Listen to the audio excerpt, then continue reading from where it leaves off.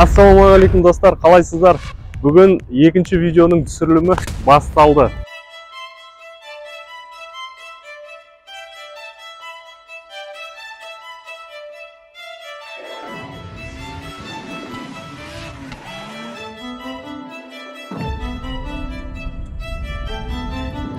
Бүгінгі видеода бұл Mazda 626, бұл екінші поколениясы, бірінші поколениясы 1976 жылдан 1987 жылға дейін шыққан. Бұл седан, хэтчбек және универсал болып шыққан.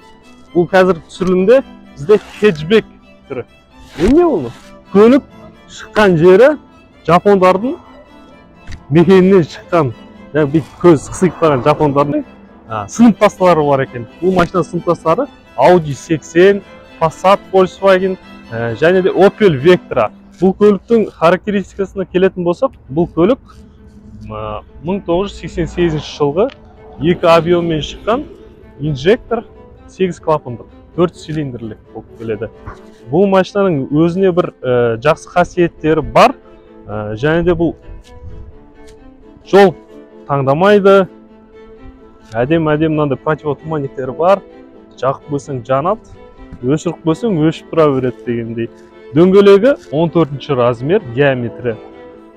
В общем, машина жақсы машина ғой, бір сөзбен. Біз көріскен машинаның бәрі жақсы машина. Машинаға ештеңке істелінбеген, хозяин қараған, майын ауыстырған, дөңгелектерін жуған, салонын жуған, тазалаған, кішкене коррозиялар бар, бірақ оған мән бермейміз.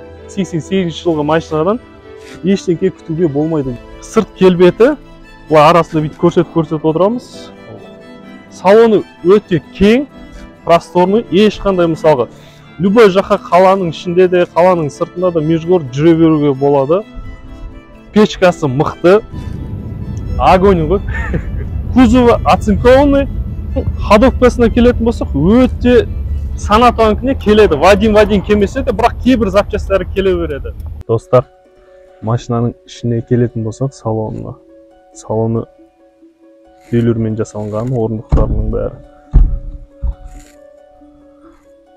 төбесінің бәрі алькантара, алькантара емес, простой материал. Сол кездегі қолданыста көп қолданылған тауарлардың бірінен, материалдардың бірінен жасалған. Руль енді баранка дейді ғой, орыстар айтқандай. Руль енді руль базар дәуекен рулі. Механика болып келеді. Полный электропакет. 87 жылда полный электропакет қойған жапондар. Еще бұл машина өзінің уақытысында қатарынан 6 жыл бойы самый лучший продаваемый номер 1 машина болып номинацияланған екен. Кондиционер ештеңке жоқ, магнитофон штатный. Бұлар қарасаң, салонға бүйтіп камера қаратсаң, негізі машина бұл 190 мерске келеді, бірақ ешқандай 190 мерске ұқсамайды. Каринаның салонына ұқсатамыз. Бірақ ол Mazda өзінің ерекше бір стилі бар, қайталанбайтындай, тоже сондай Сонатадағындай подлокотниктары бар. Бала-шағамен жүргенде тоже бір ырза болған, мына салондарына қараса ешқандай потертіс жоқ, ешқандай былай адам отырмаған орындық сияқты ғой. Иесі жайлы айтып кетейік, бұл машинаның иесі тек қана бұл машинаны өзінің жұмысына прямой таксовать етеді екен. Бұл азаннан кешке дейін Тараз қаласында 10 000 теңге әкеліп отқан машина. Расходы бензин искиді, әшін жемейді, искиді. Қанша искитін сұрасақ, 6-7 литр искиді дейді. Мен жақсы енді. Мен газбен жүрем. 3000 теңгемен 4 күн, 5 күн жүрем енді. Бірақ таксовать етіп, күнде 10 000 теңге тауып жүрген машина, айналайын ғой бұл машина. Ыңғайлы, қолың жетеді, спокойно есік ашасында қайқа барасыз, қайқа бармайсыз деп бағасына келесесіңдер, дальше өшіп кетерсің. Ал біз болсақ, артына барып, артын тексерейік.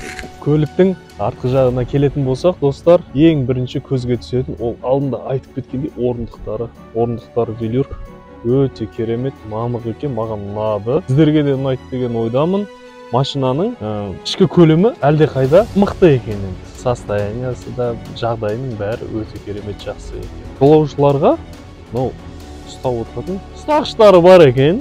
Және де артында полный электропакет. Әр есікте электр тежегіштері орналасқан екен. Жақындасаңыздар бері қарай адамның аяғы да спокойно созылып отырылады.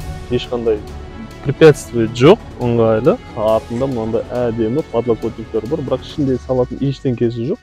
Бірақ адамға ыңғайлы, ешқандай ешкімге мешать етпейді. Және де үшінші адам отыра алмайды осы подлокотниктің арқасында. Құрметті достар, рахмет. Каналға тіркеліп кетіңіздер. Сіздерден бір көмек, лайк басып, комментарий жазып, ары қарай каналымыздың дамуына үлестеріңізді қосыңыздар. Мейлі, жақсы. Сау болыңыздар.